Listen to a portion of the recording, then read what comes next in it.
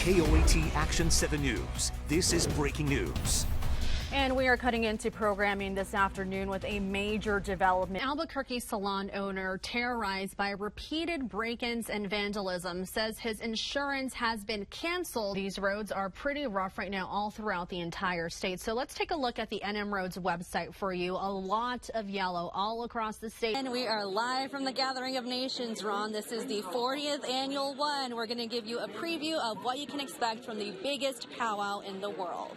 To help name New Mexico's snowplows, the Department of Transportation asked New Mexicans to submit their most creative names, and they delivered. We've got team coverage this afternoon to bring you the latest updates on the fires, floods, and weather. We'll also take a live look at those community efforts rallying to support fellow New Mexicans in a time of need. Hey, Todd, you're looking at my new friend here. This is Lucille. She is a beautiful macaw. She's one of the many parrots you can see here.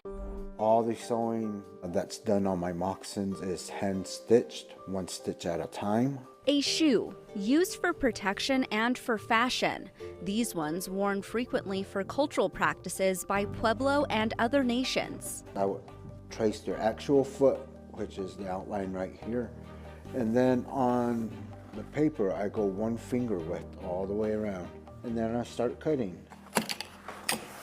Josh Garcia from San Felipe Pueblo first learned to make moccasins at 18 years old. It was right out of high school when I took the first initiative. For the last 30 years, he has perfected his craft, creating shoes of all styles, from white-wrapped moccasins to orange low cuts, even men's rust side ties, using his expertise to perpetuate both indigenous knowledge ways and to put food on the table for his family. He and his wife Andrea run the booming business, already booked for the holidays, even accepting orders for graduation season in the spring.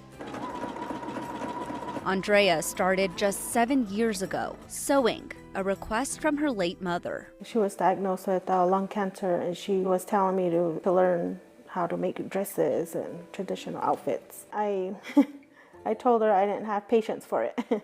Her mom's passing then becoming motivation for her to learn, Andrea inheriting an entire portfolio of her mom's designs. Try to choose, I guess, bright colors to bring out the designs. It requires hours of creativity. I trace my designs and then I sew the designs one by one. Most pairs I've made in a day was 8 pairs. A feat getting more difficult as Josh deals with the challenges of type 2 diabetes. The smaller the size I make, the harder it is the next day for me to straighten out my fingers because my joints get so inflamed. I try to space my stitching out evenly. I wear a glove to protect my finger, as you saw how I pulled it. This line will cut through your skin and I don't feel it till tomorrow morning when I stop working. Then I'll feel the cut. And it is a very sore and painful feeling for me these days. Aches, both physical and mental, but the reward greater than the pain. My heart's happy when I see my creations out in public. I wish I was a machine, but I am not. I am human, and the process, goes deep within my heart. The mindset, as I said, has to be clear. My heart is always pure and full of prayers for a good outcome. In San Felipe Pueblo, Aaliyah Chavez, KOAT Action 7 News.